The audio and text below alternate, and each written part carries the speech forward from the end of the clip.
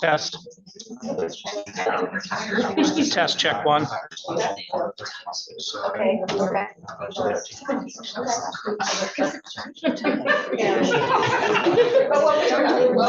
Test, check one, check one.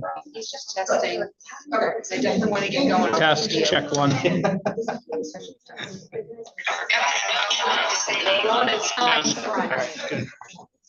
Are we good, you think? Yeah, it came through. Just need to mute.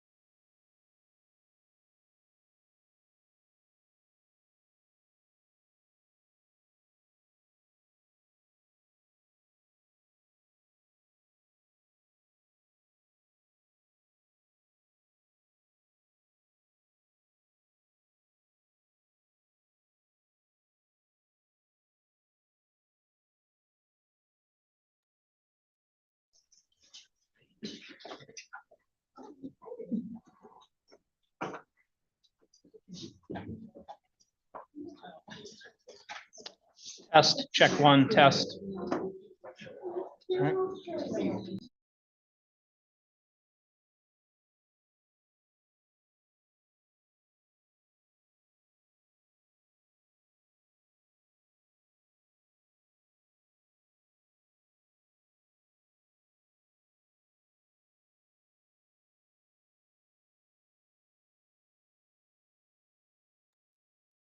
Yes. Great. All right.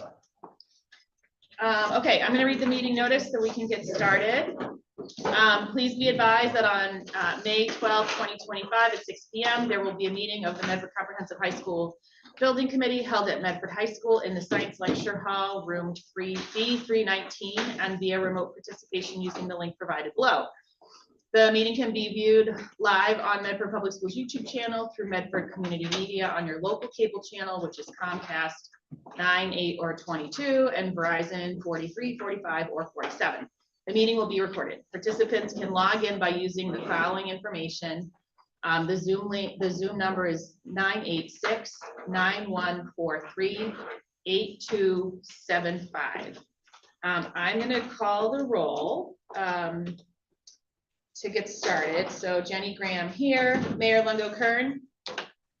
Here. Dr. Galusi. Here. Dr. Cushing. Here. Marta Cabral. Here. Libby Brown. Here. Marissa Desmond. Here. Maria Dorsey. Here. Brian Hilliard. Present. Tracy Keene. Here. Emily Lazaro.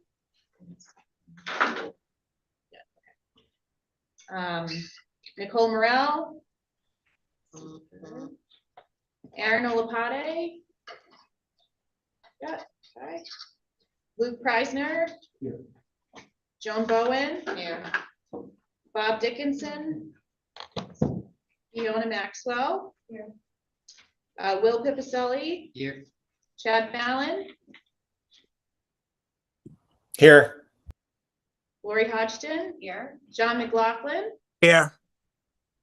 Paul Rousseau is here. Philip Santos. Here.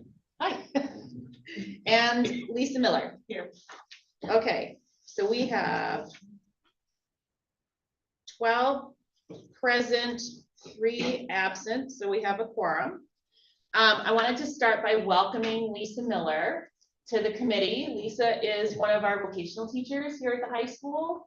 As you all may remember from the last time we met, Larry Brown resigned from the committee, had sort of done his year, which is what he committed to do. We asked, the school committee asked that Marta identify another teacher who could adequately represent the vocational side of the house, which is sort of the role that Larry was playing in that interim space. And she identified Lisa. So Lisa, welcome. Thank you. We're excited to have you. Be here. Thanks. Okay, the next item on the agenda is our consent agenda, which includes approval of meeting minutes from January 23rd, which was a communications and community engagement subcommittee, and February 24th, which was a full committee meeting. Is there a motion to approve the minutes? Sorry, a motion to approve the consent agenda. So moved. By Tracy Keane, seconded by Libby Brown. Okay, I'll call the roll. Jenny Graham, yes. Mayor Longo-Kern. Yes. Dr. Galusi. Yes. Dr. Cushing. Yes. Marta Cabral. Yes. Libby Brown. Yes. Marissa Desmond. Yes. Maria Dorsey. Yes. Brian Hilliard. Tracy Keane. Yes. Emily Lazaro absent. Nicole Morel absent. And Aaron Lapade absent. Luke Preisner. Yes. And Joan Bowen. Yes. So 13 in the affirmative, 0 in the negative, 3 absent. The motion is approved. Okay, on to the good stuff. As you remember, when we met in February, we did a bunch of things, including expanding our OPM selection subcommittee. And that committee subsequently got approval from MSBA to publish our request for services, which you all reviewed in that last meeting and approved. And we published that RFS in March. We held a walkthrough in like mid-March with like 15 or 20 people in attendance to the walkthrough. And then we received 10 bids. So the OPM selection subcommittee went through the process that was outlined in the RFS. So we all independently scored the 10 proposals and created a short list. And then we held interviews with the folks on the short list, checked references, and made a selection. So we're really excited to introduce you all to Left Field this evening. They are the apparent successful bidder. The contract is not finalized. So what that means is we have to send a whole bunch of paperwork to MSBA. They have to sort of go through, provide feedback, and then we will have to go to what they call the OPM selection panel in early June, which we are scheduled to do. Not until that happens can we sign the actual contract with Left Field. So they've graciously agreed to be here on their own dime at this point. So thank you, Left Field team, for that. And and then once the MSBA approves, the city can execute the contract. So what does that mean? It means that between now and then, we have already gotten record requests from bidders who want to know how could I improve, how could I improve the competitiveness of my proposal and all those things. All of that has to wait until the contract is signed, which will happen in mid-June. I've had a couple of you all request some of those documents as well, and we have to sort of apply the same logic in terms of responding to those requests, is my understanding. But the Left Field team does have a presentation to share with us tonight, so you'll get a copy of that to take home with you. Hello. So I just want to stop right there before I introduce the Left Field team. Are there any questions about where we are in the process? No? Okay. I still feel like we're in the paperwork phase of the process, but I'm super excited that Left Field is here because they're going to help with paperwork. So, Luke?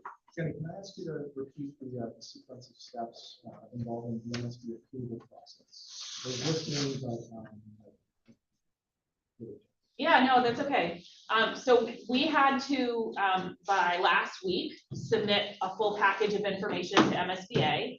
And then from there, the MSBA reviews the package. They'll respond to us with questions. I actually got a document and there was a sentence that was like 2 choppy half sentences and they asked me to consolidate them, so I did that.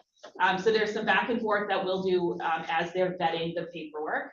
And then once they It's at the Museum of Science. Once everything is in order, it goes to the OPM selection panel. That panel reviews the submission and takes a vote. to either agree with our recommendation or to, I guess they could send us back to the drawing board if for some reason they felt like something was out of order. And So- then we execute the project. So specific to that, is it one of the regular scheduled, one of the monthly meetings, quarterly meetings, or the direct meetings? It's not Or is a, it out of sight? it's not a board meeting, but it is a scheduled, I believe, public meeting that happens once a month, if I'm remembering Do you know that correctly. we're in the queue for this upcoming month, or have they? June 2nd.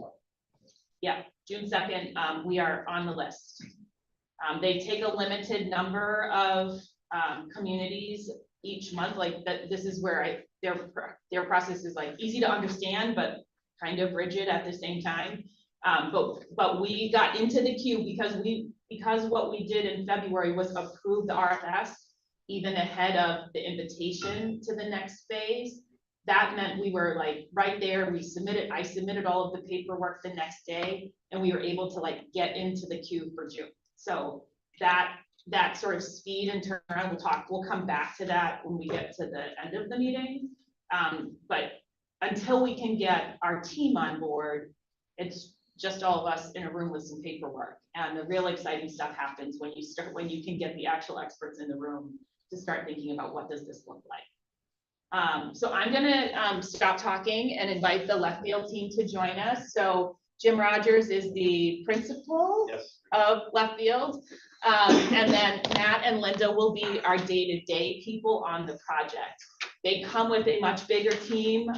Some folks had vacations and different things to deal with, but I'm gonna turn it over to them. I just want you all to know it was absolutely unanimous that left field was the right partner for us. I think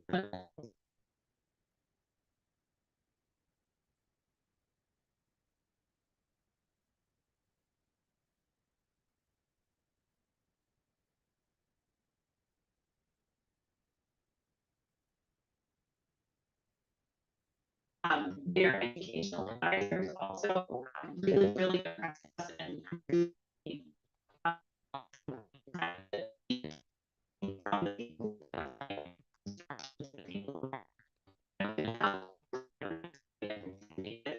look amazing.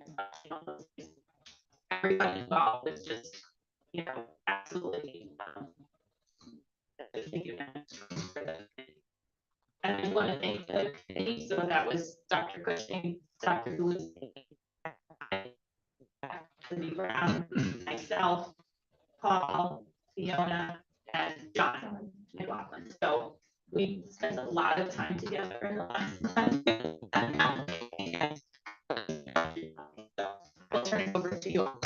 And if you want to come stand like roughly in this space, Peter can like point the camera at you. Perfect. Okay. Yeah.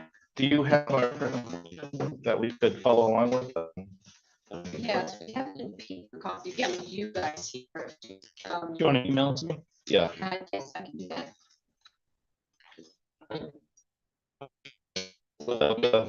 So there's an electronic copy of this coming, so you guys see it online. But I want to start where finish the next thing. We could be more excited tonight. Put up this room, provide some momentum, and really get this project going. So we're excited to be here. Again, Jim Rogers and the principal of left field. Ourselves, a little bit about our experience, and talk to you about the key aspects of the project, if that makes sense.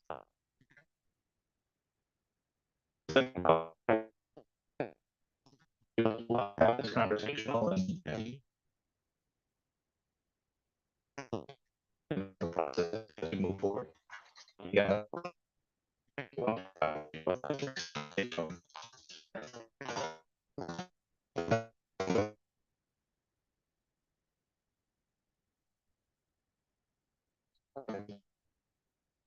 That's gonna be get you connected to the network.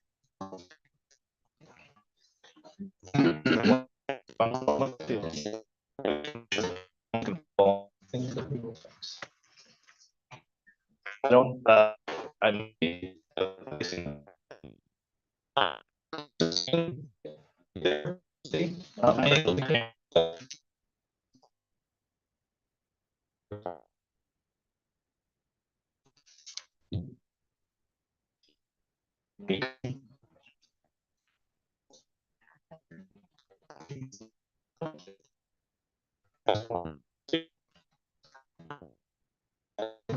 Not good. So let's speak. Test one, test two. Okay.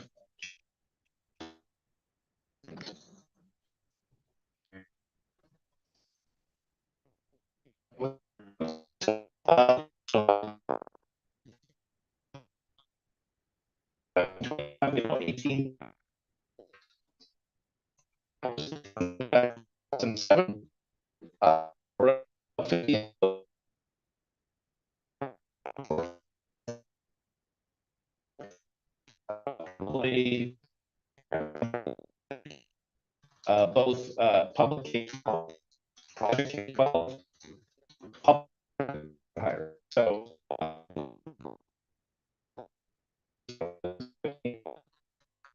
you know,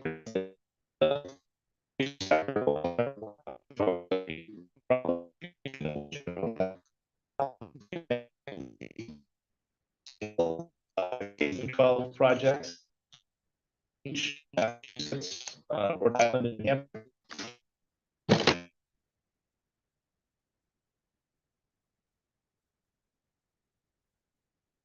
That said, if project experience. Yeah.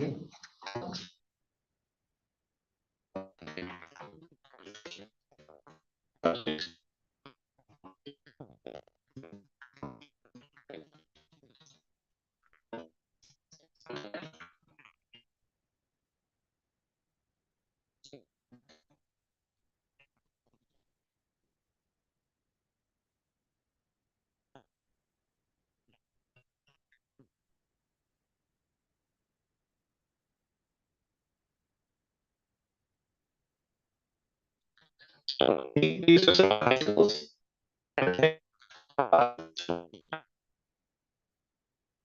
Um,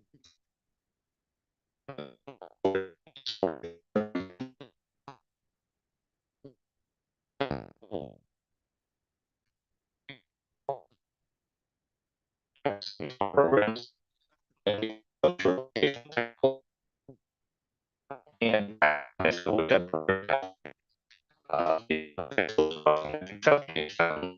um, finished career high school and would be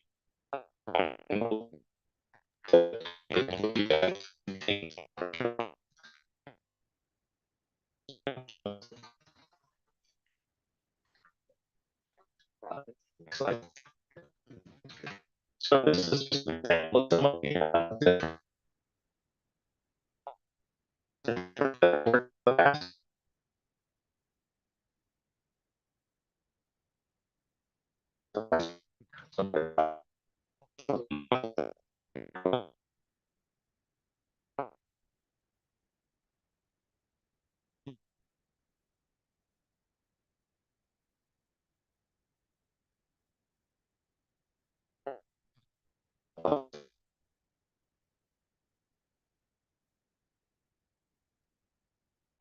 the Commonwealth. The next slide, we're looking at the team, and with me tonight, and I'm going to let them talk about themselves in a moment, is Magdalena Laporto, not Linda. But I'll hit some of the people that are here and talk a little bit about the making the team. Peter, if you can go a little up, I think it's between it right now. Yeah, sorry. The previous slide. Oh, maybe sorry. Oh, so Jen Collison, the project director, Jen could not be here tonight. Jen was traveling. Her plane got delayed this morning, and she was very late and couldn't make it. But Jen, you'll like Jen very much. She's very experienced. She used to work for the MSCBC, so she's got great experience in the K-12 sector. And next, I'm with Linda and Matt. Hello, my name is Matt. I will be your main day-to-day contact, your main senior PM that you'll be working with. Working closely with us on the chat. And then the team of experts, which we can touch base on a little bit about myself. I've been in the years. I started out as a general contractor. I worked for Consigley Construction for about 6 years, so I'm very familiar with how a building goes together.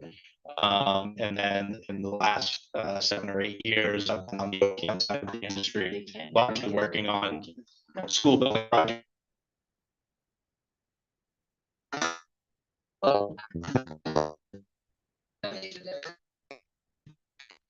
And industry,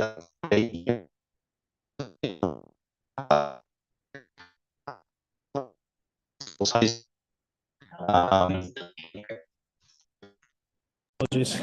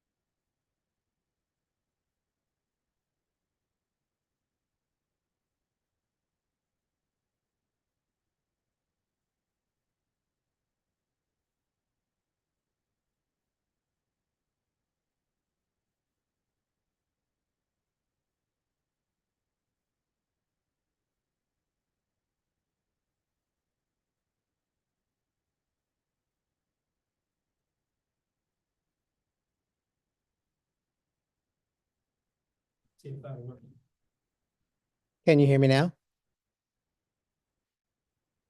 Yes, Paul, I just heard you. Yeah. Oh, maybe we move your computer. Okay. Well, I'm gonna leave that all on. Quit all the fun things that are gonna pop up.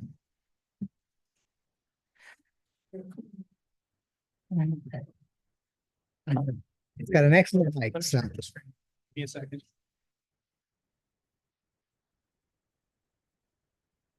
And then, do you want to move it over that way so that Yeah, it's closer? I don't know. This is an exceptional microphone. It's brand Oh, new. okay. Can you just say something, Matt? Hello? Can you Can hear you me? hear me? Yes, and I'm getting word that YouTube can hear now. Okay, Great. great. Now that you can hear me, I'll do a quick recap.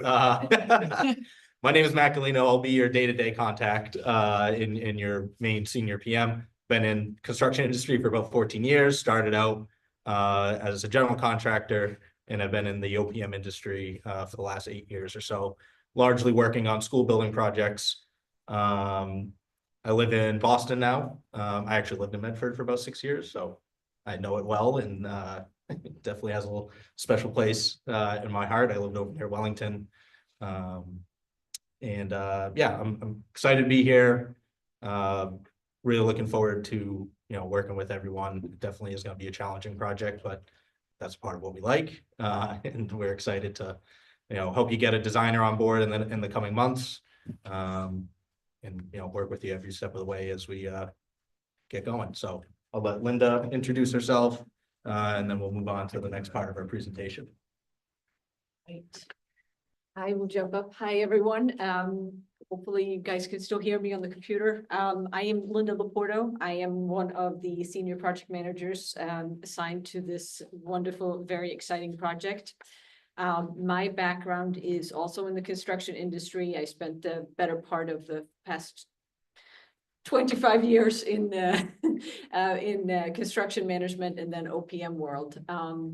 I have been working solely on school projects since I started working with Jim. And ironically, there are 99% of them are high school projects. So I've gotten very familiar with what goes into these projects, and I've actually worked on some very, very comprehensive and very tricky projects that, for all intents and purposes, were thought would not get passed, but through our relationships working with the districts and coming up with great strategies, we were able to go through all these projects. So I'm very excited to be here. I was at the tour of the school, and I've seen firsthand how well everyone has been doing with working with what they have. And so I can definitely see that there's a huge need for the students and the faculty. They've done a fantastic job.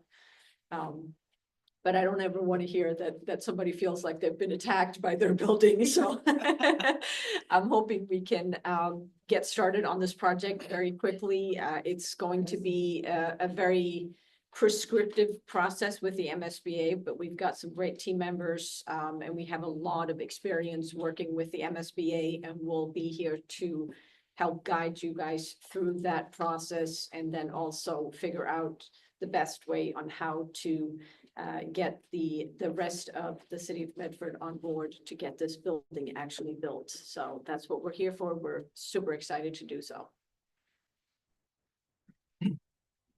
And probably for my last piece, I just want to stay there for one more minute. So the way the team is set up, if you notice, there's a top row and a bottom row, and you just meant the top row, which is really the core participants. And if you notice, there's a little star or flag over Matt's name. You probably can't read it, but it says day-to-day. So Matt's going to be the day-to-day contact for the project. He's going to be supported by Jen and Linda as the core participants. So that is kind of the core team. On the bottom row, what we have is we bring in the rest of the folks to support them, and we call it the team of experts. And they flex in and flex out as we need them as part of the project. The first one is someone that Jenny mentioned, and that's Adele Sands. She's our educational liaison. She is a former superintendent, a former teacher, a former administrator. She went through her own very complicated construction project. And the hope is she can come here, help with educational planning, help with programming, help translate the process to the teachers' administrations. She's been through it. She can kind of let you know what she's been through, what to expect. So we think she's going to be a key member of the team. Lynn Stapleton is our project advisor. She is our key MSBA advisor. She has worked like Jen and like some of our other people have worked with the MSBA since their inception. So when we need Lynn's help on MSBA issues, we're going to drag her in. We're bringing her in now, Jenny, on some of the concerns we've had about procurement. Kevin Sullivan is going to be our public outreach guy. So Kevin just went through a very rigorous vote for South Shore Tech High School.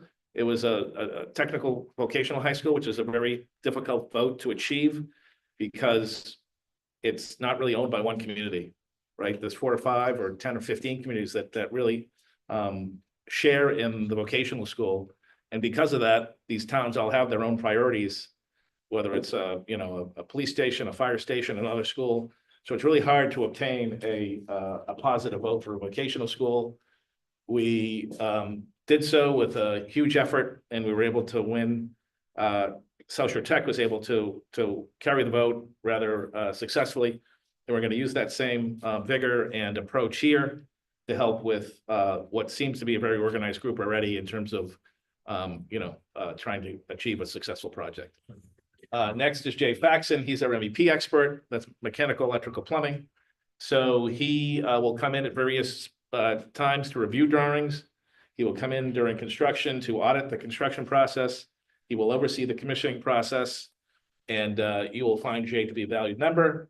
We also have a move manager in Josh Brewster, a quality and design review person in Terrence T. Connolly, and finally a clerk of the works that will be out there for construction. So it takes a village. We have a village. We have a very talented village, and we're again excited to get going on this project. I'll do. You want to do capacity? Okay, I'll say I'm going to do capacity. So one of the key questions, especially the MSBA has, and you will all have, is what is our capacity to work on this project?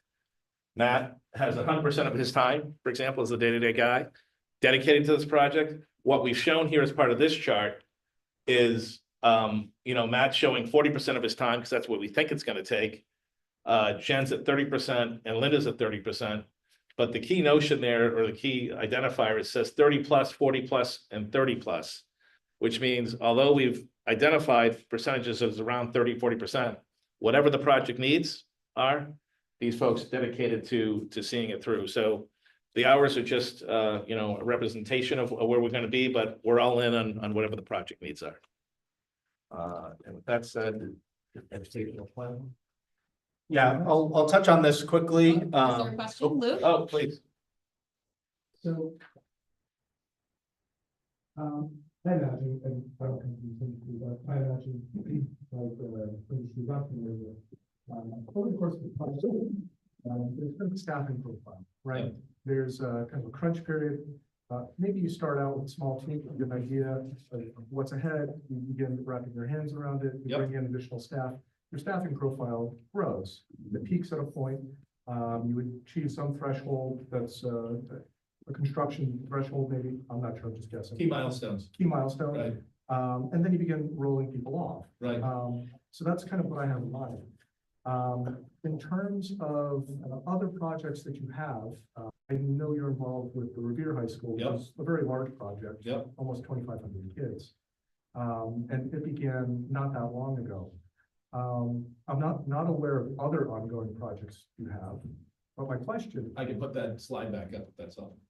Not necessarily, you can just talk to it. Yeah. What I want to ask is,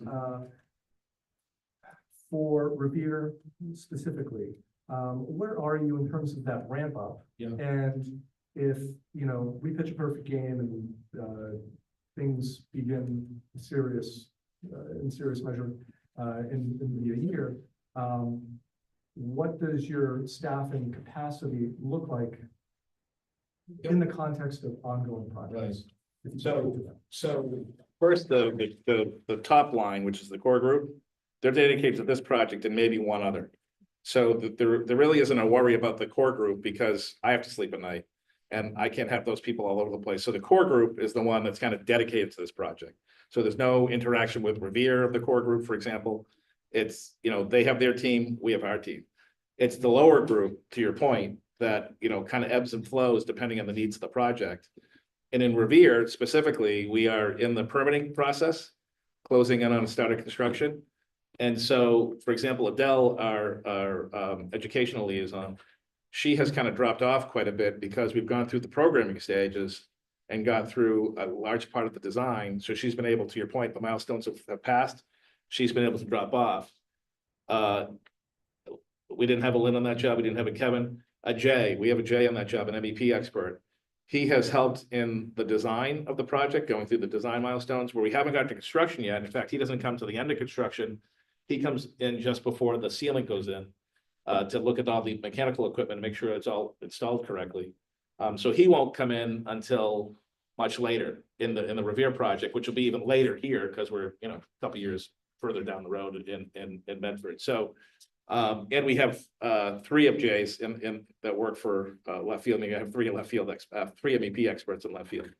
So I think some of these folks do overlap, but the way the project, to your point, is staggered, I don't think it's going to be an issue, and I think we have the right staffing to control.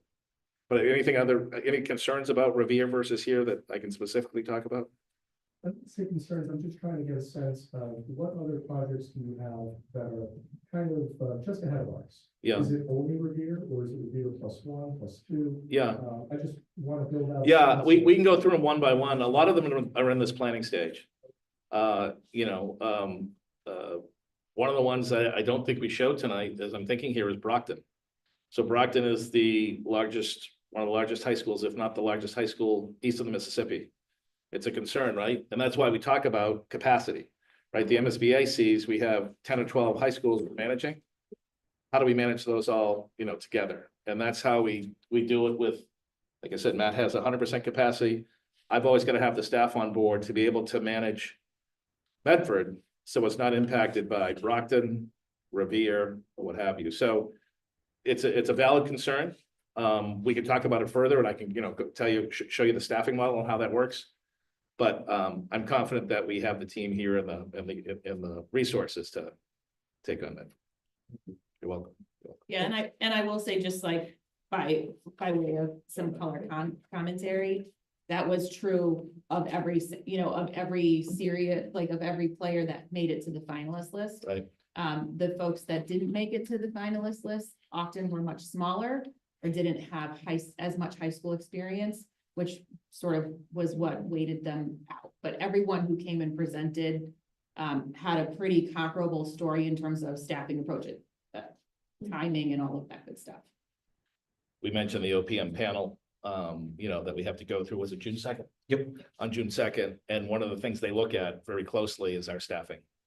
And so we understand that, and we address those issues, directly. Yep. Get capacity. We're on the program. Yep. Okay. Any other questions? Oh, No, and like Jim said with the OPM panel, it's one of the, it might be one of the only reasons where the MSBA would say, no, you can't use left field. They have too much work. That's not going to be the case. Like Jim said, I am 100% available for this job, so I'm not on any other MSBA jobs. I'm actually not in any non-MSBA jobs either. So that won't be an issue for us when we get to the OPM panel. But it is something that they look at closely. I'm not going to spend a ton of time on the educational program, but we did want to put it up here only because it's the cornerstone of how this building will get built. Everything comes from the educational program. So we're going to spend a lot of time working with the educators. Once we get a designer on board, they will have an educational planner who's going to take the bulk of that responsibility, meeting with educators, understanding what you need, what works now, what doesn't work now, how do we make it better. So it's really kind of the cornerstone of the project. It's what the MSBA requires you to follow. It tells you how big the building will be based on how many students. So it's a very prescribed process, and it's something that we'll spend a lot of time on in the early design phases through feasibility, really until we get to schematic design through the first few phases of feasibility, which is the preliminary design program, and then the preferred schematic report. During those two phases is when we'll really focus on the ed plan, which again will really kind of dictate the design of the building. Go ahead down. Timeline, just to touch quickly on some of the key dates. Like we said, June 2nd is your OPM panel. Once that takes place, you'll officially be able to contract with left field. We are already working on the next phase, the designer selection process. So we have pulled together a request for services for designers, very similar to what you did for the OPM selection.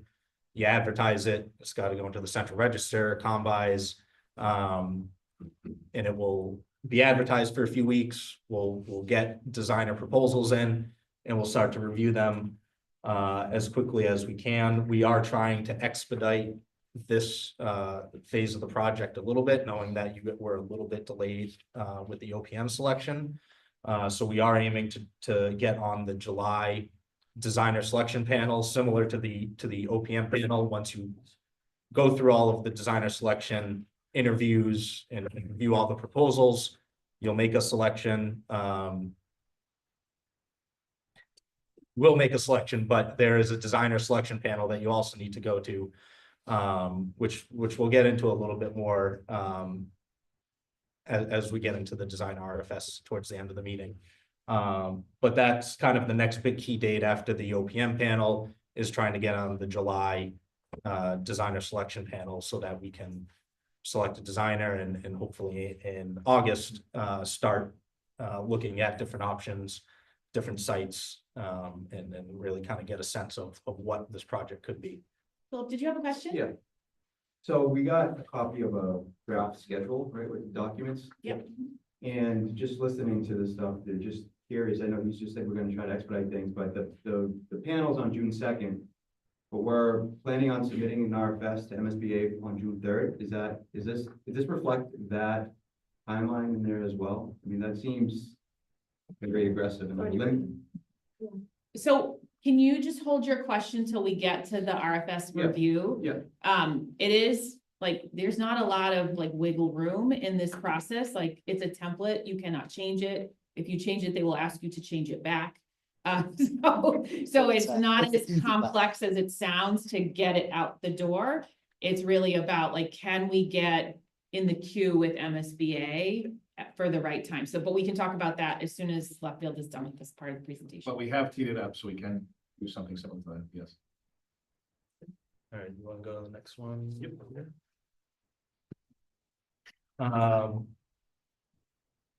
You wanna? Yeah, I think it's a little redundant based on the. Yeah, Jim kind of touched on the schools that we had chapter 74 experience in. That's obviously going to be a part of this project, something we're very familiar with. Jim talked about Adele. She had chapter 74 programs when she was a superintendent of schools. So again, a really good source of knowledge that we'll have through Adele since she went through it. And again, it really will help the educators and people that haven't been through the process before kind of understand, like, how do I get what I want into a building? And Adele will be able to kind of translate that language a little bit between education and building.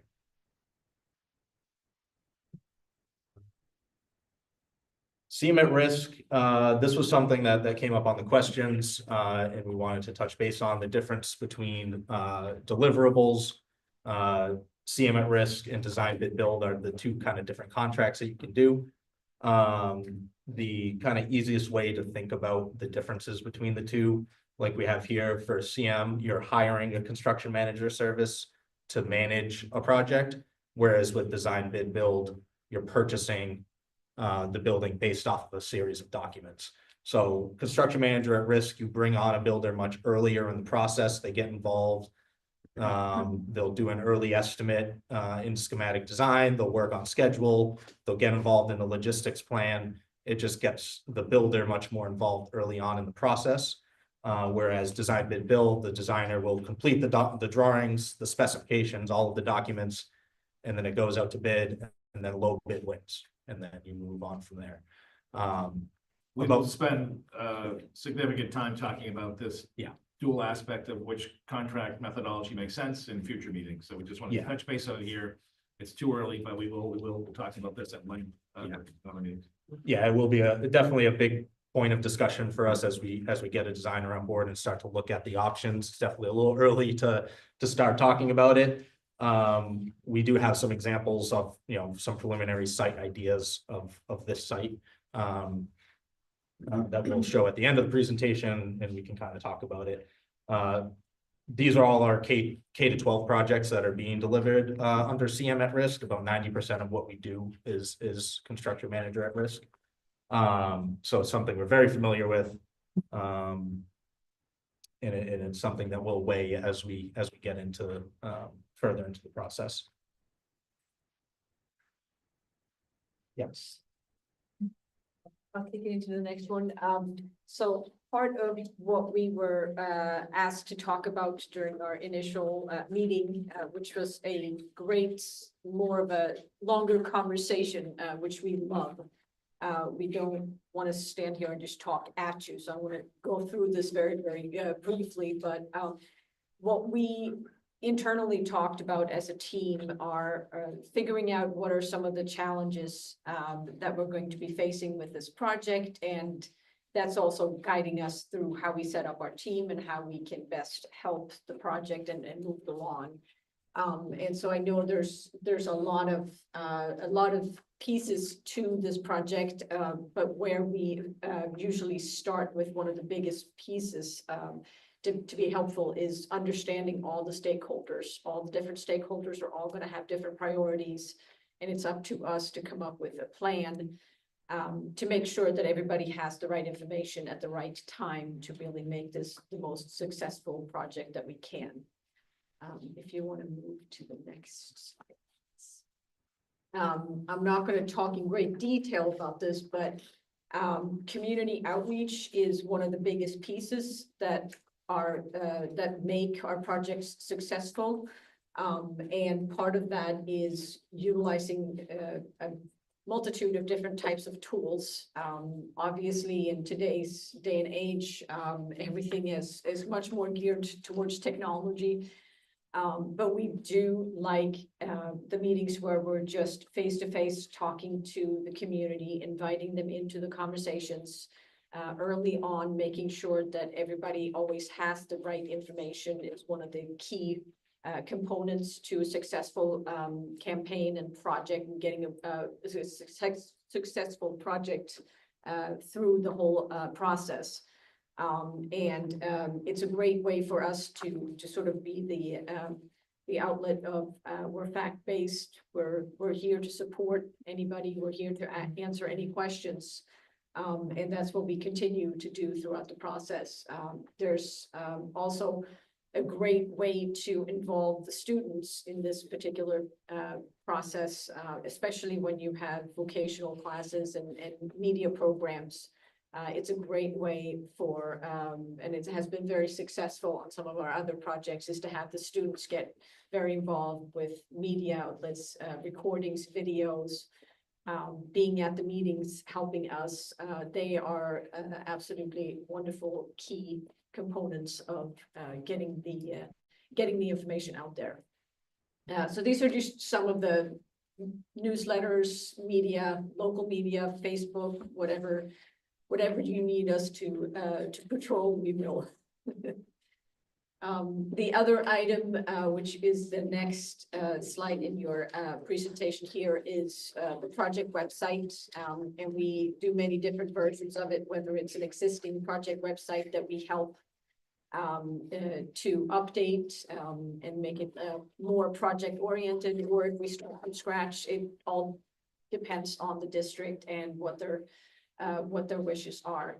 But they are a great resource for especially for the group in this room to have just a QR code to send folks to this website. It's always fact-based. It's our, what I refer to as a virtual file cabinet, where all the information lands, but it's all fact-based. So when rumors are flying and people are asking you questions, you can just say, here's the QR code for this, go to this website, we'll have FAQs, we'll have all the information.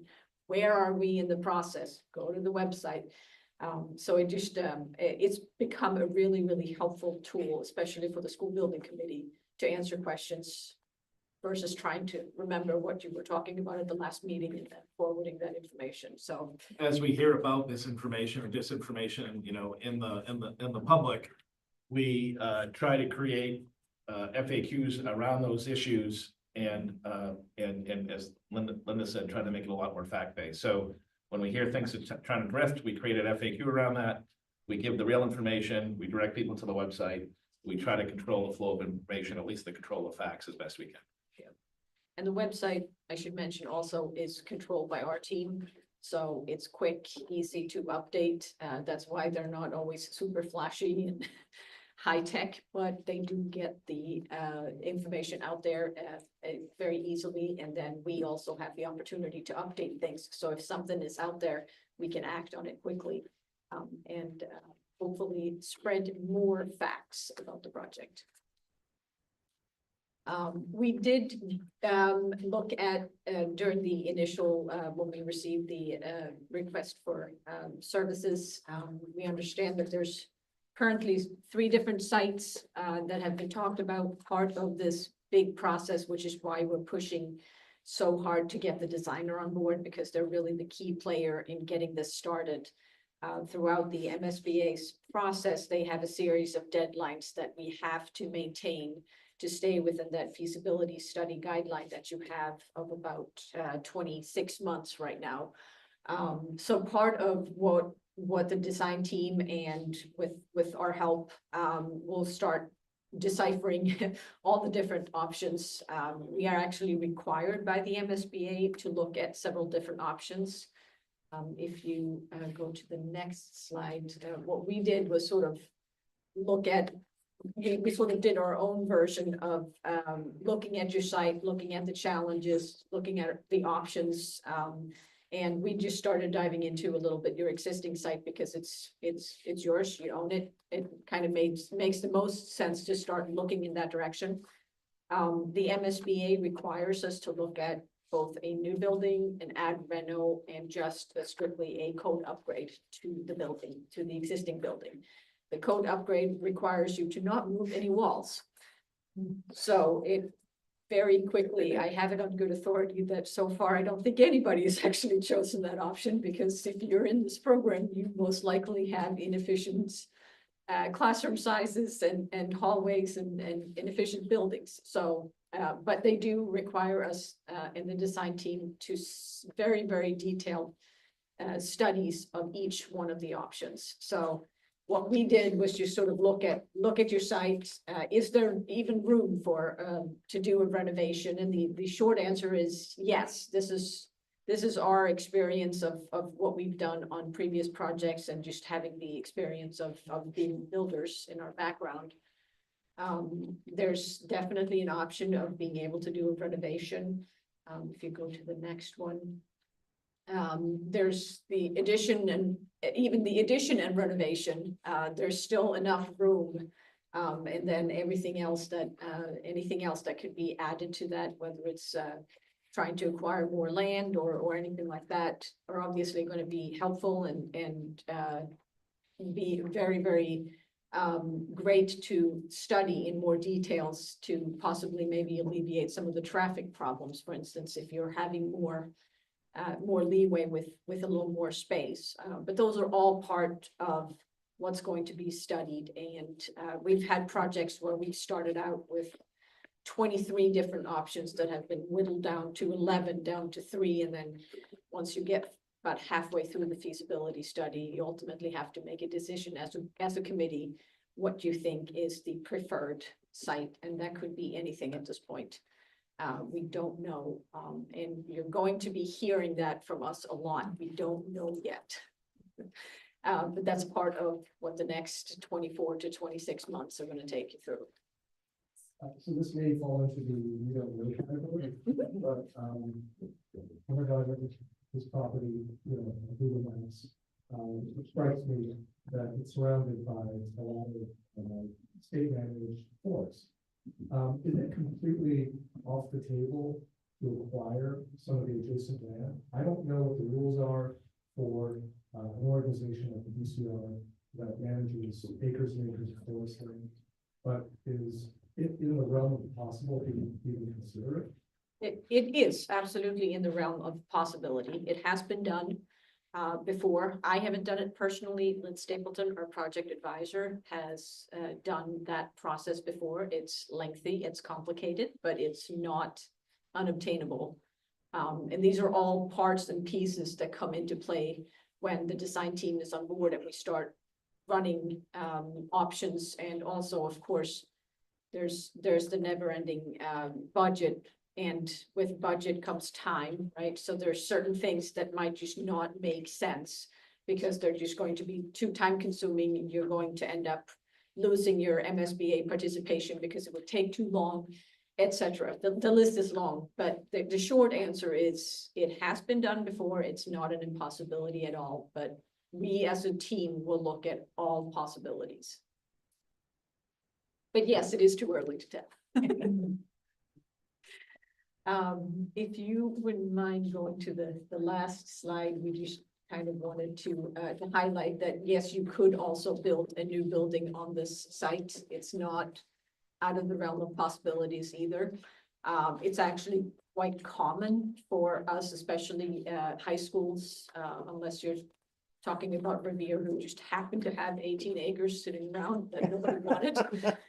Sure, it's great acres, but if you don't have that luxury, a lot of our projects, in particular the high school projects, we do the sort of flip-flop is you build a new building in the fields, you contend with not having great opportunities for the athletics team for a while, but to build a new building and then tear down the old building and build the fields and replace the fields in that location. So there's definitely, and that's also going to be considered an option. And again, that is staying within in the confines of your site. But all this is going to get studied. The size of the building is going to get studied. The size of the building is going to come down to what your student enrollment is. Each student has a required space. What are the additional programs that you're trying to put in here? You've got your pre-K and your all the other programs, district programs that are going to be in this building. So it's going to be a fine line of trying to come up with that space and really trying to figure out how big is this building? How many stories do you go up? Do you build parking garages? I don't know. There's lots of different, the sky is essentially the limit, but it's going to be coming down to the team to work with the school building committee to find an option that is, as I like to refer, educationally appropriate, but also fiscally possible. So that's going to be a lot of fine lines to walk in between, but that's what we're here for. And that's what we're here to help you guide you guys through. So I think that was the end of sort of, this is a sadly much shorter version of what the poor selection committee had to sit through, but Are there any other questions? Lisa? The diagram, is traffic flow one of the things that gets taken into consideration? Because I know Yes. that we have about one lane that's coming out. That absolutely, is part of it. absolutely. This is why the designer selection and getting the designer on board is so important, because they will have some consultants for just about everything. Actually, if you want to, Jenny, we could move into the designer selection process, because that's actually one of the items that's on the as a segue, if you wanted to. Yeah, so, if there are no more questions, the other thing that we did want to talk a little bit about tonight was the next step. So assuming all goes well on June 2nd and we execute the contract, the next step is to bring the architects into the mix, right? So that we can really begin the study work. And if you recall, what we did with the RFS for the OPM back in February is we looked at the redlined copy. There were some suggestions made by this group. There was an approval, vote to approve as amended. And then that went over to the MSBA. They weighed in, we finalized it, and it went out the door, and here we are.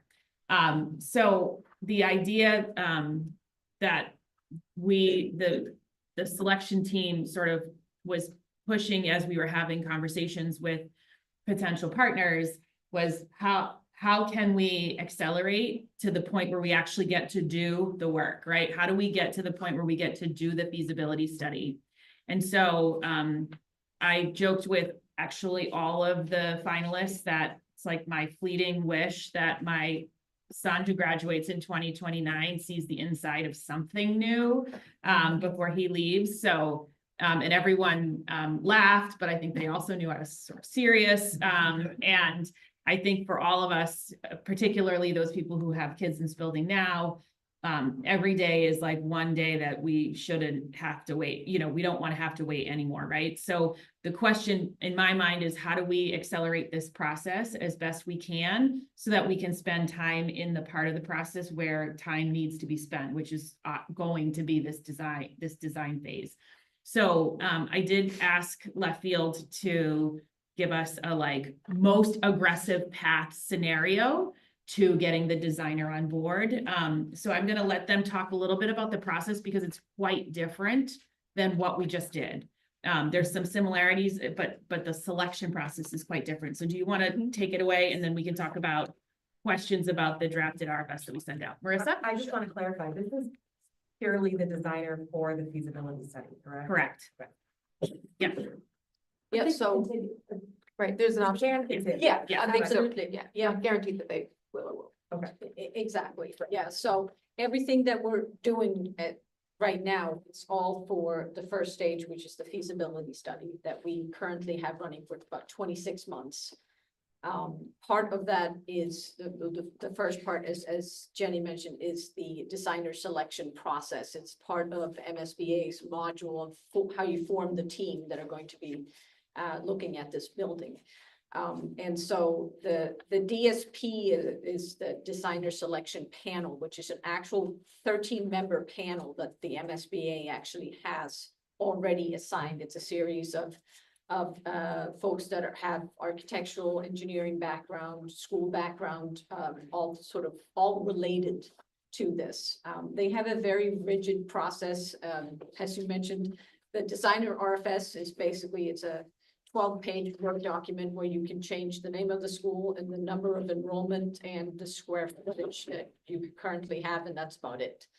MSBA is then in charge of reviewing that, provided that you haven't made any changes to the document, which is why we already started working on that in the background. And then they have they have 2 meetings every month, where the first one is sort of a review process with that designer selection panel. And then you have 3 panel members from the district. So you 3 from here and then 13 from the MSBA. So you then have the whole designer RFS process, which you have asked some questions about earlier. So the key is that we want to try and get that out for advertisement as quickly as possible. The MSBA has a certain review time that they require. I think it's 10 business days just to review that Word document that you can't really change. So that's when the clock starts ticking, right? And then we advertise, Central Register only advertises on Wednesdays. So now your timeline is crunched a little bit further. But the way we've laid the schedule out is to literally the day after we've been blessed as the OPM by the MSBA on that OPM panel, which we've done on every single project, never had any issues. So we're not anticipating any issues. I was in one today. I was in the May's version today. Exactly. And so those, once we get through that, we'll be able to start helping with the designer, the selection process right away. So the RFS, we've already created the draft and sent it to Jenny to send it over to the MSBA so they can start their review time. We advertise, it has to be out for advertisement for 3 weeks. We have to have a walkthrough for the design firms. They then submit their proposals, and then Left Field has a series of reviews that we have to do for all the design firms that have submitted designer proposals. Most of those documents, you'll see some examples in the little package that we gave here. Most of them are references, and they do also ask us to fill out a long list of who the sub-consultants are, which is where there'll be one for traffic, there'll be one for educational programming, there'll be one for hazmat material, one for geotech, and all the different categories. And so what we will do is we will go through all these proposals and fill out all the required documents that then goes to the MSBA. The reason why the timeline is so tight, because once we get all those proposals submitted, we then have to turn this around and send it to the MSBA very, very quickly. So I think we've allotted actually a week to just get all that information over to the MSBA, because they will not put you in the district on the list of those upcoming meetings unless they have all this documentation in hand. So and I think one of the things that wasn't immediately clear to me about how different this is this panel of 13 will pick our designer.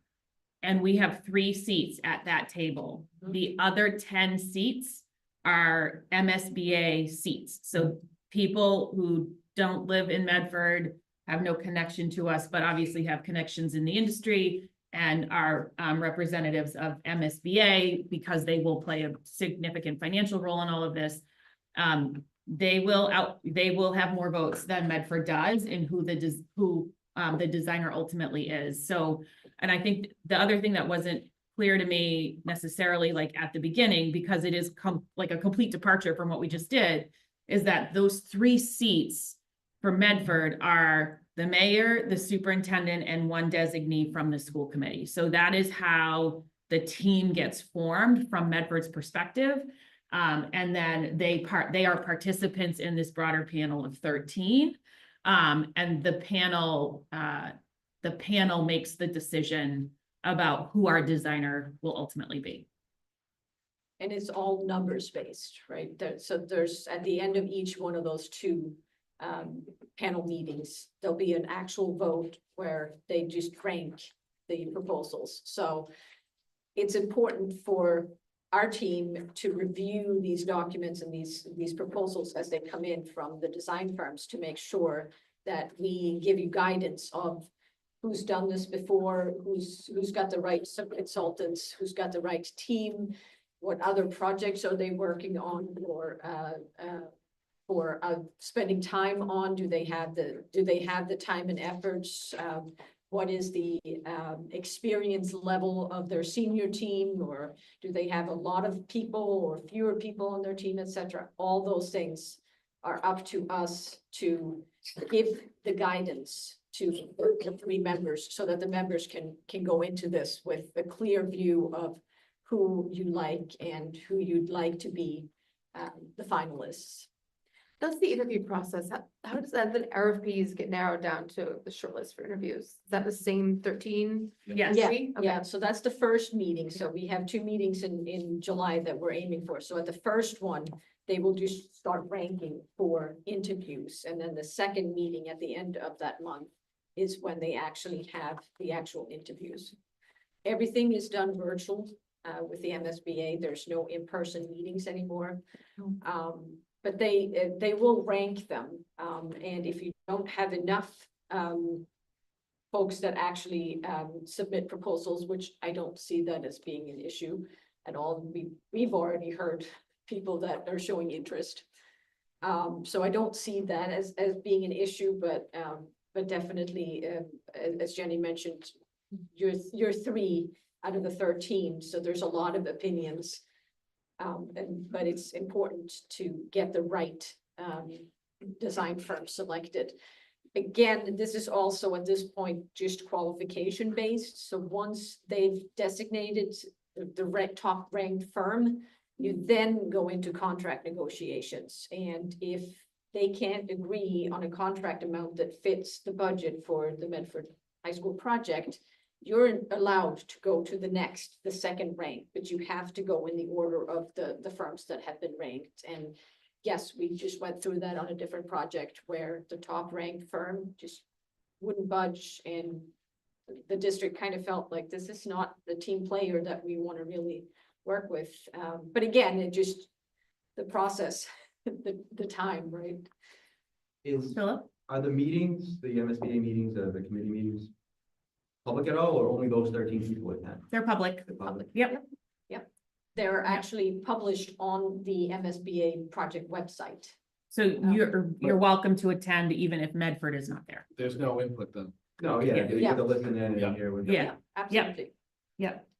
Tracy? So Linda or Jim, if is this part, what I'm trying to think about, what's running in my head is that we only have 3 people from Medford. In your experience, dealing with this, how have you related that to the community? Because it seems like it's going to be only 3 people from Medford get to decide who the designer is going to be. Seems kind of a huge, one of those FAQs that you've been talking about in terms of communicating with the community. Yeah. One of the keys from that perspective, with the, where it's 3 versus the larger MSBA panel, is they do ask your opinion first. So you can kind of set the tone as to what you saw, what you thought about, and that kind of sets the tone in the room for what you're thinking. And for the most part, they try to go along with that and they try to support that. There are times they don't. For example, if the architect we all love just won a job, guess what? The MSBA is probably not going to, be as supportive because they try to, make sure everyone's well balanced in terms of the design community. So and we know that, we'll know the architects we're talking about in our deliberations may have just won a job. So we'll help inform you, the public in this committee specifically, about what we know about the specific architects we're talking about who are proposed. Libby, you'll know that, also, are we looking for someone that is kind of more meat and potatoes architect that is gonna just kind of give a design to budget? Or are we looking for someone that's gonna push the design edge, right? And give us something really exciting. That sometimes reflects the personality of the committee we're dealing with. Sometimes people wanna see, you know, a design push, sometimes people wanna see a, you know, a very basic design that fits their budget needs. So we're gonna learn a lot about you. We're gonna help you talk, we're gonna let you know what the personalities of the architects are. You know, have they want a job, you know, all the things that go into what the MSBA might be thinking, but I'll repeat myself. We at least have the chance to lead that meeting off, and talk about what we saw, what we find, what we want, meaning, you know, Medford. And that does set the tone of the room. And I think just to also, in sort of retrospect, the flip side of that conversation, when you're talking to the public, right? Why didn't you have more of a, why doesn't Medford have more of a voice? I think the key point to highlight is MSBA is an organization, they are your funding partner. They have very strict guidelines that unfortunately, if you've applied for this program, you're going to get some significant dollars from them. And unfortunately, one of the drawbacks are that they have a very prescriptive process, right? So people are going to question timeframes, timelines, reimbursement, all those parts and pieces. And that's what we're here to help, to make sure that you get as much as possible of what Medford needs and wants, but still getting the maximum reimbursement from the MSBA. And that sort of goes throughout the whole process. But yes, there are some guidelines that they are very prescriptive with, because they do participate in a lot of money on these projects. So it's kind of a little bit of a give and take, I would say, in that aspect. But the key point for us is always to make sure that the 3 members of the district that goes into this have a clear what they want and what the district wants, and have that information to be able to give that to the panel as you go into these meetings. That's going to be the key. And it's up to us to educate those members and the school building committee on those. Paul? When we are going into our second meeting where the actual selection will happen, is it just us, or are there gonna be people queued up just before us and they could literally choose the person that was our favorite, like 10 minutes before we come on? Yeah, it's happened. Yep. Yeah. Okay, so y'all gotta be prepared to change Right. your minds in a second. Marissa? Yeah, I think one thing to just keep in mind about this process is that, like, by the time we get to the point where we're selecting who's gonna be the designer, everybody is extremely qualified. Everybody, like, all those Right. firms are gonna be very qualified. They all have passed like the rigorous requirements to even get to that point. So that, like, you know, it's kind of 6 of one, half dozen of the other at the end of the day. Obviously, we're all gonna have our preference of who we want it to be, but like, we as a community might not even all agree on who that one awesome one is going to be. And then just separately, another talking point that I think can help bring people along in the process about us not having, or Medford as a community not having as big a say in the whole thing, is that we have never done this before. Like, we don't have the expertise. The MSBA has the expertise. They're the ones who we're like bringing along as our partner to help us guide us through this process, to make sure that we get the best designer, the best building, the best project that we can get out of it at the end of the day. Luke? In your experience, have you encountered examples where the MSBA opted to readjust their reimbursement rate based on the cost of the project? You know, in the worst case, they offered a reimbursement rate, say, of 50%. But then when the project budget finalized, the cost of 50% would have exceeded MSBA's appetite for reimbursement, so they would adjust that. Have you encountered examples of that? Short answer is yes, and that is going to happen. And stay tuned for the 10-page presentation on MSBA reimbursements, how it works, what's to come.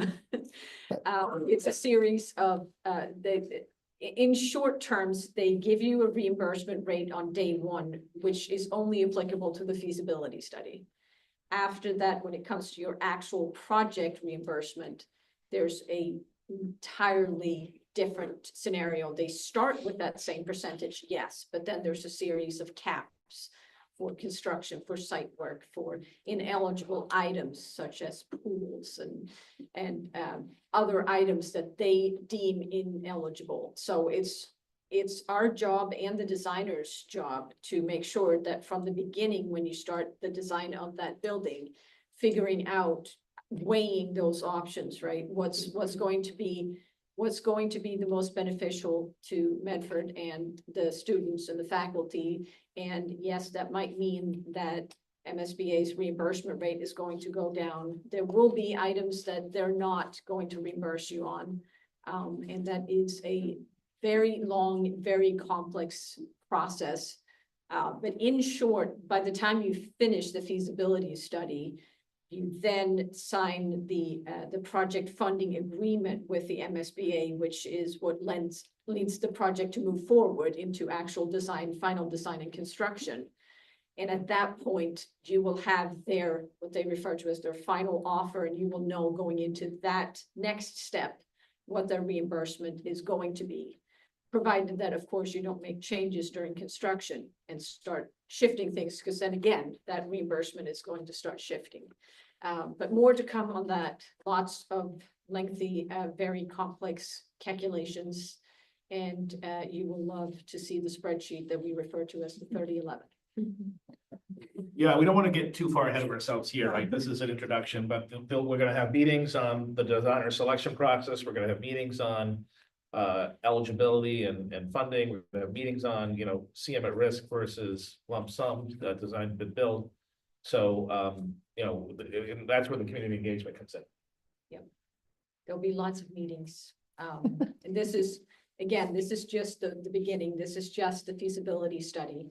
And so I think it's important to know also, going back to the designer selection and that whole process, is that the contract that you're signing, that you're negotiating with that design firm, is only for the feasibility study. At the end of that, once you have schematic design is finished and the project is sort of finalized to a certain extent, then the OPM and the design firm will give you proposals as well as the CM if you have one on board. And that'll be part of that, the project budget moving forward. But everything that we're doing right now is only through feasibility study. Erica, did I see your hand in the back? Yeah, I was wondering if you could speak to how unique this process is for schools in particular, because I think to Tracy's point about community questions about why did it happen this way, and people's reference point is likely other construction projects that they've been involved in. And so is this typical across building projects, or is this really a singular experience for the MSBA process? Maybe Marissa is also answer that. But when my work was rebuilt, this happened, and when right, this is what is going to be inundated. And so I'm curious if you can, in a nutshell, This is how MSBA. special This is, this yeah, process? the specialty part has 4 letters in it. It's MSBA. MSBA's process is a series of modules with very prescriptive forms that have to be filled out. They have scheduled dates for their meetings. You'll have to go through different steps of meetings, all that are very prescriptive, all public meetings, but they've already published the dates for the entire year of 2025. So we already know that the good part is we already know. So we can start planning ahead. The bad part is that we don't know what's going to happen in 2026, but fortunately for us, the MSBA is very rigorous and very restrictive. We already know, we can sort of guess what the dates are going to be in 2026, because we know that they take a break in February and there are no board meetings in March. The panel compositions. Exactly. Selection Yeah. process. Yeah, so you have a series of different panels and committees that you deal with throughout the umbrella of the MSBA. And this, I believe, is very unique for any public work. We do a lot of municipal private. projects, right, that's with, the libraries, town hall, fire departments, and public safeties, and we work on public, colleges with some of the authorities we talked about. But, it's very different. You're right. This process is unique to all of those. As Linda keeps using, and it's true, it's like a black box. It's very prescriptive on how we move forward. And we're gonna follow on with those rules with you and educate this team as we go. Thank you. You're welcome. Any other questions about anything you've heard so far? So you all should have received the marked up copy of the RFS that we ultimately need to prepare to send to MSBA to get that designer selection out on the street. A couple of notes about it, as Linda said, there's very little opportunity to change anything, and if you change something, they will tell you to change it back.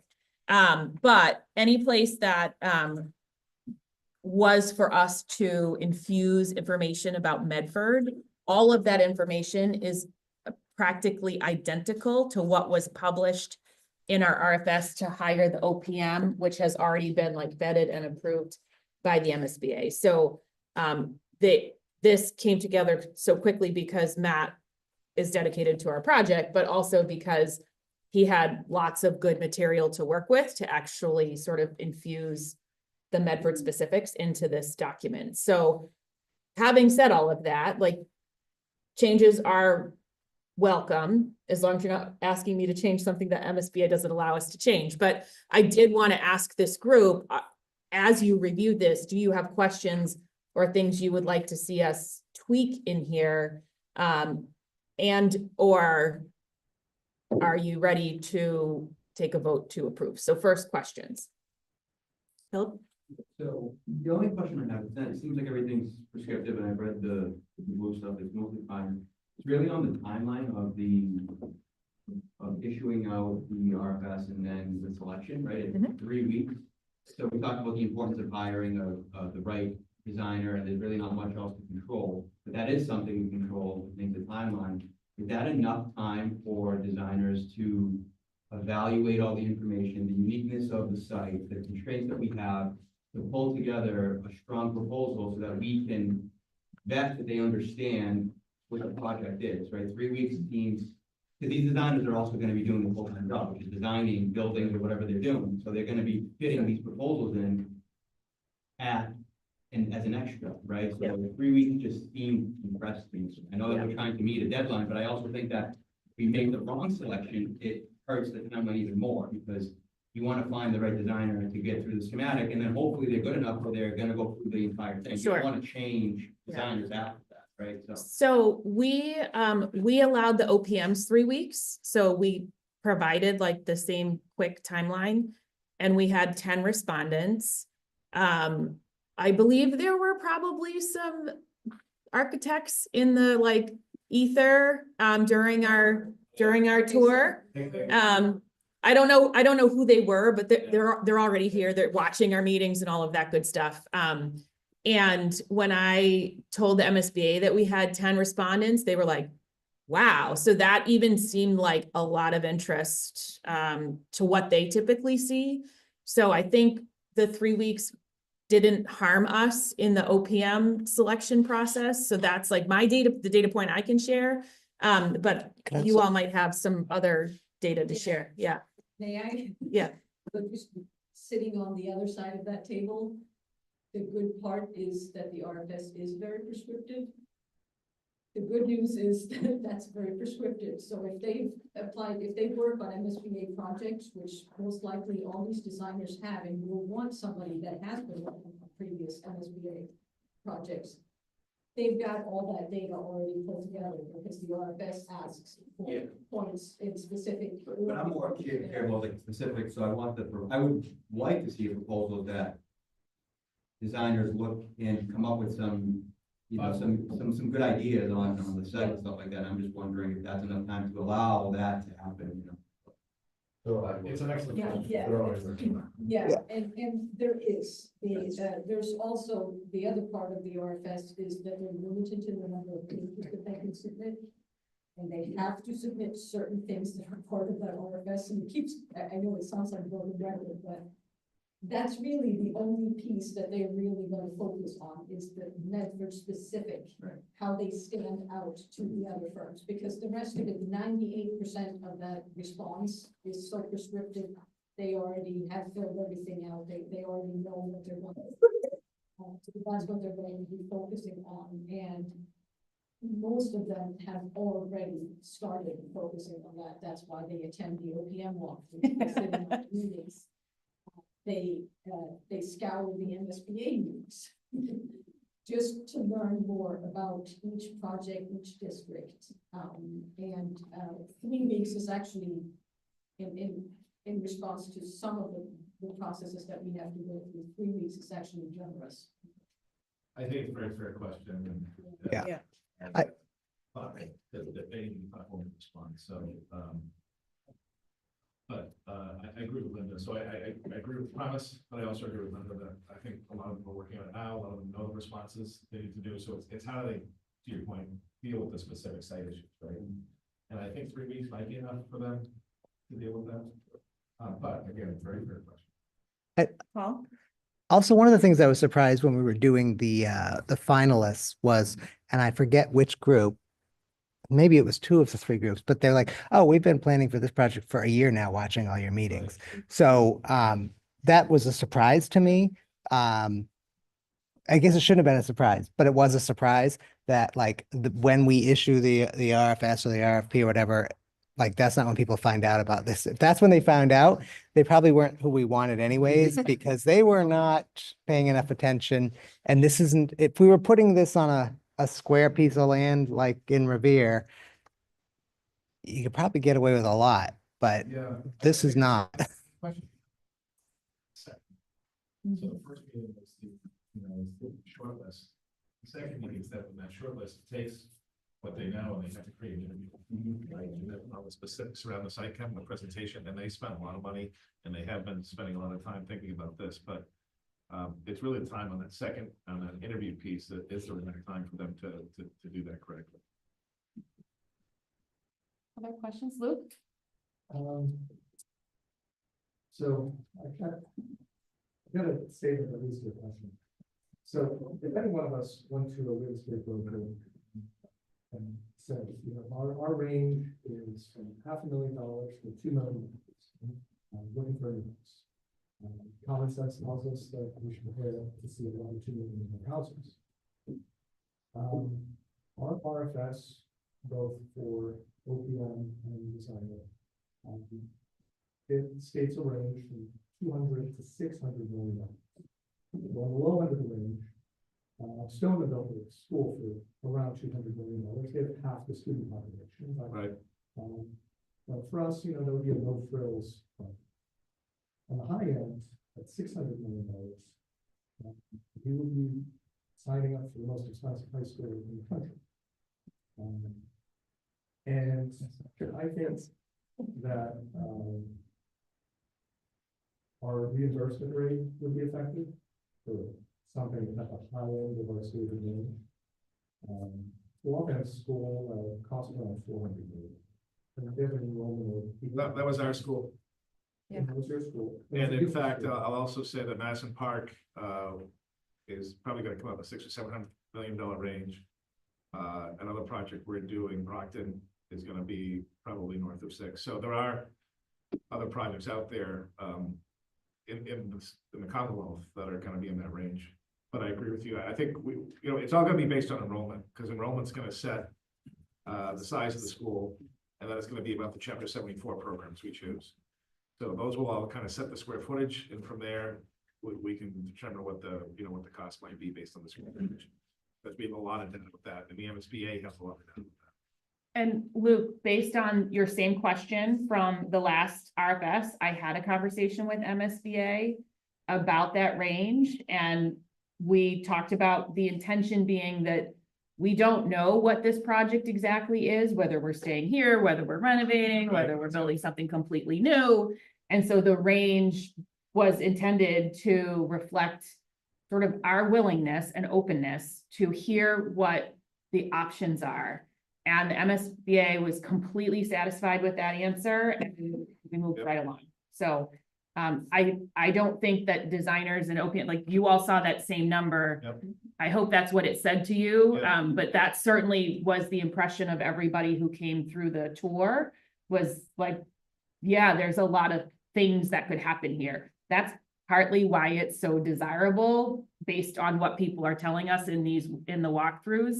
Like, people are salivating over this project because there's like something for literally everybody. Like, oh, if you like a tight site, we've got that. If you like a site that's surrounded by wetlands, we've got that. Like, if you are like a logistics moving expert, this is the place for you. Like, Right. there's just something really, and you know, we have one egress, we have all these things that are like really appealing. So I think that didn't, we didn't get a single question about that. And so my question is, do we have the opportunity to adjust the upper or down of our range for this upcoming RFS? I think the question is, why would we do that? Or the response would be for the sticker shock ask Sticker shock to who? to the people who would be seeing tax increases. We aren't asking for tax increases right now. I'm saying $600 million school would be the most expensive school I could find in the country. Costs $598 million in Los Angeles. I don't think we should be open to such a large project. I think that's a matter of opinion. So if you would like to make a motion, we can vote on it. But that's up to you. I'd like to make a motion to adjust the upper bound for student loan in the RFS. Okay, so there's a motion on the floor by Luke to adjust the upper bound to $400 million. Can I ask a question? Or Sure. So if you adjust it to 400 million and you do this vetting or whatever and estimates come on, there's different alternatives, but one of the alternatives is over 400 million. Does that take the alternative out? Because you can't even, because it's out of your range? No, I think there are guidelines in the RFS, the budget could go higher or lower than those guidelines.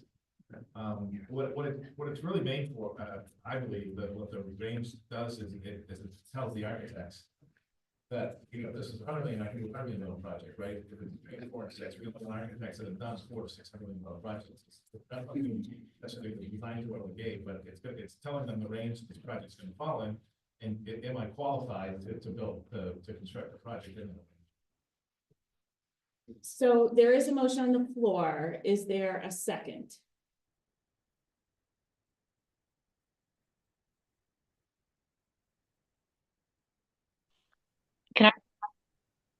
Through the chair, Mayor? Luke. And here, Luke, so what is the motion to not exceed 400 million?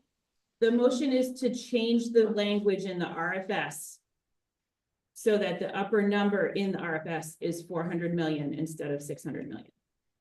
It's just about what is being published in the RFS. Field. What was that, Mayor?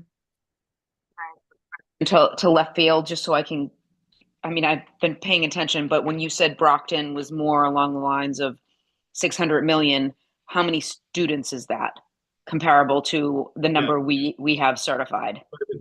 Quite a bit more, probably could be even double. Yeah.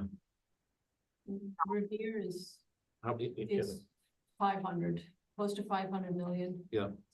And they have, what is the enrollment? I think it's 1,500, 14, I think it's 1450. So that's about the same as our design enrollment. Yep. And that's in 497. Yeah. What's gonna happen with the site, right? There's a lot that's gonna go into this that we don't know yet. I think this is time for limits on us, What's I that? don't think this is the time to put limits on us, Right. it's like, keep it open. And certainly, like, I'm sure the costs will be carefully scrutinized. But It's a that's, requirement. yeah, I mean, Carefully scrutinized. this is, MSBA will definitely, if we have a $600 million project, the MSBA says that doesn't match your enrollment, or that it might include things they're not even reimbursing us for, it's like a new pool, or the administrative offices. I mean, I'm sure we'll be looking at that carefully. I think it's the most important piece is, as Jim says, is it guides you to the capacity and experience of the architectural firm, right? If you put it too low, you run the risk of getting firms that are smaller, that are used to designing elementary schools that are in the 50 to 150 range, right? And so the numbers in the RFS for us, and we take it the same way, is just a guidance of the size of the project, because like you said, it comes down to the enrollment, it comes down to so many different parts and pieces. I'm gonna agree that probably 600 is too high, based on where I think we might come in. But would I change anything yet? Probably not. That's probably where I could balance. Can I ask a question? Sure. So, I've only paid enough attention to know that sometimes the MSBA, because of inflation, will be generous and make adjustments. But that's assuming the economy is doing okay. So, you know, if inflation, we saw a chart, I don't know whose chart it was. Might have been ours, I yeah. think it was yours. Yeah. You know, 13, 14, 15% a year increase. Right. And you know, if we do see them at risk, we're gonna call the number, and that's gonna be the number. And that's great, but until we've gotten to that point, we have no idea what that inflation, that's not in a year. We're not doing that in a year. So if we look at another 15 or more % increase between now and then, that's a lot of money. And so I'm concerned that if we set a number too low, things go up 25%, which by the way, is not unimaginable in this weird world we live in right now. We will instead just be deciding which programs we're cutting. That's what we'll do. That is the only path that will go forward, is we will just decide we're gonna skip this vocational program. We're gonna stop having before and after or preschool in the building or whatever. Theater, a tinier theater. Where Tara's gonna take us? Well, yeah, I have no Can idea. anybody answer that, right? You I would know? love to know. Donation the team. So that's my concern, is that I don't, a $600 million project today, Right. like if it was just built right this second, is not an appropriate Right. project for Medford's size or its, you know, financial demographics. But what does it look like in 5 years? Or 4 years, 3 years, whatever number makes Jenny happy, is just unimaginable, because I think that it's like, if you had told me we were paying $10 for a carton of eggs 2 or 3 years ago, I would have been like, you're a lunatic. And here we are. So I don't want us to like get all the way through and stumble because we decided something what would have been 2 or 3 years ago. And maybe we will get to that point and it'll be $600 million and the voters will be like, we just can't do it. And that's always an option. But I'd rather they have the option to do that rather than to sell a project This is that exactly the process we go through, right? that they In terms don't of want. Options and making sure the numbers marry those options and scope marries budget. So these are all the things we're gonna contemplate over the next 2 years together. Yeah, and I will also say with 100% certainty that any number that we give to anyone from a budget standpoint is always calculated for the future. So in terms of you're in your starting feasibility study right now, we have roughly 26 months for that. So that's 2 years, and then you're going to have another year of design. And so most likely your project would not actually be bid out for construction until late 27, 28, right? And so every number that any of the design firms or any of us ever project or tell you is always going to have the dreaded word escalation in it, because we have to tell you, we're going to tell you what it's going to potentially cost to build this in 2028. Not today, but on the flip side of that, what makes it very dangerous is when people go on the MSBA website and they look and they say, oh, this project was built for $150 million. Well, that was in 2007 that it was bid out, but because construction takes 2, 3, 4 years, things shift. So it's very important, especially in a time like this with the historical data, as you saw in our chart in our proposal, that there's huge drastic changes right now that have been happening in the last 2 to 3 years. We are most likely never going to see them come down. What we can see is hopefully some leveling out for various different reasons. There's going to be some gives and takes. Right now, everybody's all about the tariffs. We don't know what the tariffs are going to be in 3 months. They might go away.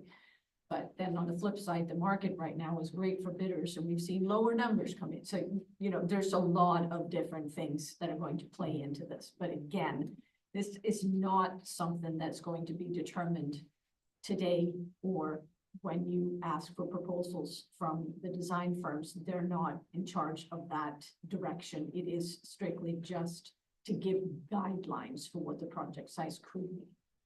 Not that it should be or won't be.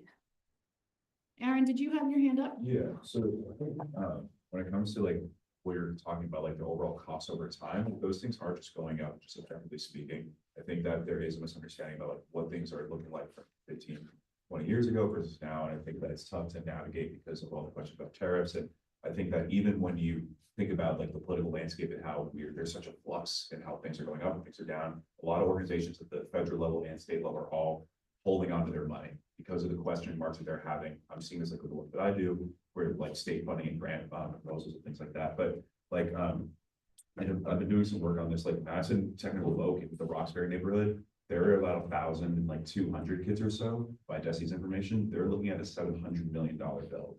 That's their current proposal. So same thing with Lexington High. Now that's a much bigger population. I think it's like 2,400 students, but they're looking at a $660 million bill. So I think that like the costs are just randomly going up. I do think that like, obviously there are bills that are much cheaper for a higher student population, but they are going higher. So I think to put a cap at this early stage feels like we're going to limit ourselves before we really got started. I don't disagree that $600 million feels like a really high number for our amount of students or our projected, but that one, it feels like a bit of a quick decision this early on, personally. Luke? So Waltham is a great example. I looked at Waltham's RFSs, and they actually set a lower bound when they initially sought out the PM and designers. And then in the course of their project, things changed. I think they changed the site. They had some like zoning issue, and there was more blasting, and so the price escalated. And I think it ultimately topped out at like $380 million. Yep. But their RFS range was much smaller than that. They weren't talking about $400 million high school when they looked for designers and architects. I have it somewhere here in my computer, but it was like maybe half what was it? I think it was around half. I'd have to look it up. Right, but I think that's what the. So it can go the other way. Right, I think that's what some of the folks are saying here. Oh, yeah. Yeah. And I hear that. So there is a motion on the floor, but there is not a second. Is there a second? I'll second just to allow people to feel there's an opportunity. Okay, so a motion on the floor by Luke, seconded by Aaron. So I will call the roll. So the motion on the floor is to reduce the upper limit to $400 million. So I will call the roll. Jenny Graham, no. Mayor Longo Kern. Mayor, I'm sorry, could you say that again? No. No? Okay. Dr. Galusi. No. Dr. Cushing. No. Marta Cabral. No. Libby Brown. No. Marissa Desmond. No. Maria Dorsey. Yes. Brian Hilliard. No. Tracy Keene. No. Emily Lazaro. No. Nicole Morel. No. Aaron Olapade. No. Luke Preisner. Yes. Joan Bowen. No. So that is 2 in the affirmative, 13 in the negative, motion fails. Okay. Are there other questions or comments about the RFS? Maria? I would just like to make a comment about that range too. I think when we go out into the community and try to sell this, that 600 million number is going to hurt. I know when I first heard that we might bust 300 million, I gasped. But I'm getting used to the numbers now after being here, talking about it, finding out what other communities have spent. If there is the opportunity to have a number that won't scare people, because that's part of our job, is going out there and selling the project to the community, I like the idea of being able to I think no matter what we do, that those numbers are enormous, but I just think that it would be a little bit easier than 600 million to the people of Medford. So this is just about the RFS to get the designer on board. Our communications team will help us with that, but we should not be saying this project will cost $600 million. That's not the intention of that number at this time. And so we can certainly, if people have questions about that, we can certainly publish some FAQs. This is just part of the process, and it's a very, very early part of that process. Are there any other questions, comments, thoughts about the RFS? Phil? Just one correction. Sure. I think on page 11, it says designer contract executed July 31st. The other schedule, I think, had it as August 13th. So we'll align that. Okay.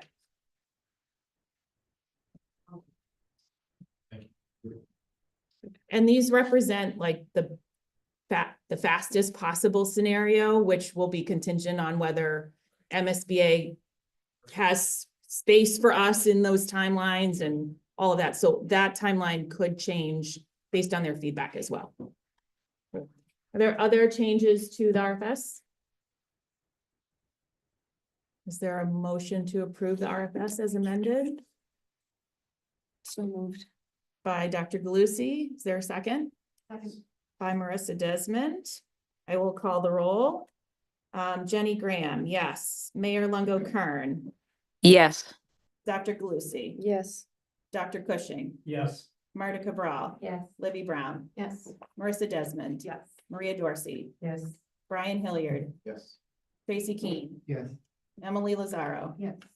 Nicole Morel. Yes. Aaron Olapade. Yes. Luke Preisner. Abstain.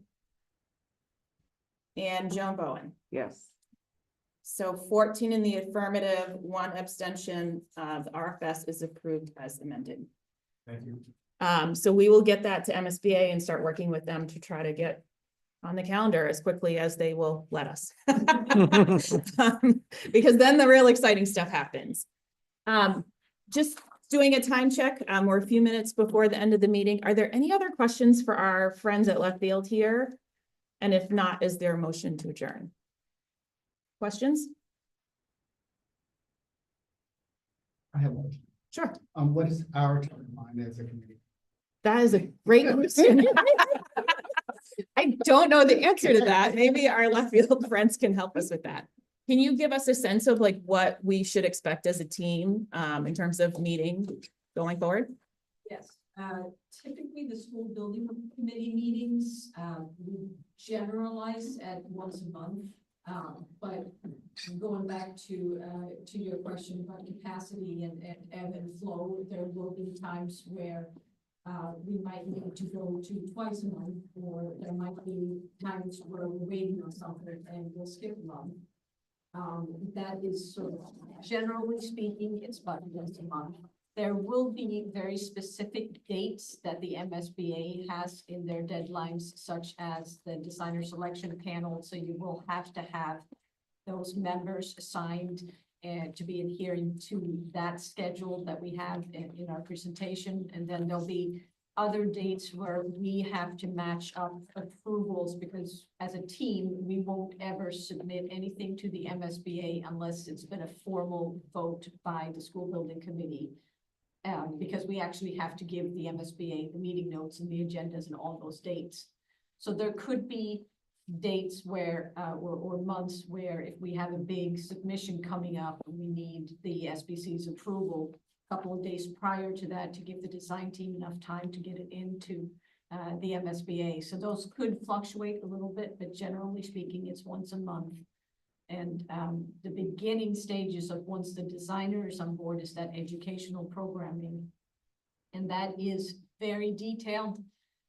It's encouraged that as many people show up as possible, especially from the SBC group. But that's going to be involving the faculty, the students, the community, parents, teachers, everyone. And those will sort of get interspersed in between that. Once the designer's on board, they come up with what they call a work plan, which basically sort of lays out the next 20 to 24 months of what the deliverables are and what the meetings are going to be. So that'll give you a really good idea of timeframes and frequency of all the different meetings, but we're going to be hanging out a lot. Yes. If this designer selection goes as planned, do we need to vote on the third member? And if so, is that gonna be you, or should we go ahead and The preempt? school committee The school committee. makes votes on that, Okay. is All right. my Thank understanding. you. That's correct? The school committee, not the school building committee. Is that correct? I think it's been done by this body, but I will check on that. But Okay. I think it's been done by this body, but we can get to that. So my thought is, right after we hopefully get approved at the OPM panel, we can then set up a meeting to get a little bit more into the designer selection process, talk about the voting of the 3 members, and then moving on.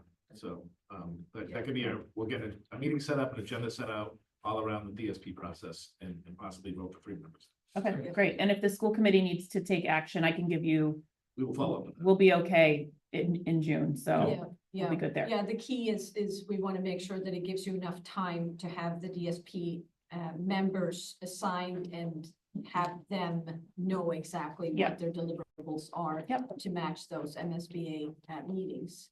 Sure. But yeah, I don't believe that the school committee votes on anything for the MSBA other than enrollment questions. We'll verify. Okay. We'll verify that. Is the DSP, I know the DSP is the 3 folks that go and have their votes. Are they the only ones who actually participate in doing the selection? Yes. So if you get 30 respondents, only those 3 people are allowed to sit and do that work? We'll talk about what happened. We can talk about what comes in as a group, what people saw. We can talk about that. But the 3 people that are the ones that talk at the DSP, but we can talk as a group and what the general committee liked and disliked about the respondents. Okay. Right. We get 30 responses, we'll need that. Right? Well, that's I mean, even the 10 Yeah, responses, 10 it's like, if it even had 10, just, yeah, I mean, we added people because there's so much. Yeah. Yeah. Are there any other questions from the group? There are I motions. assume this is confidential. What's that? I assume this is confidential.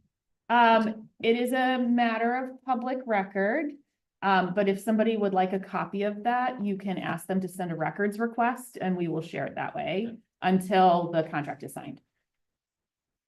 Motion to adjourn.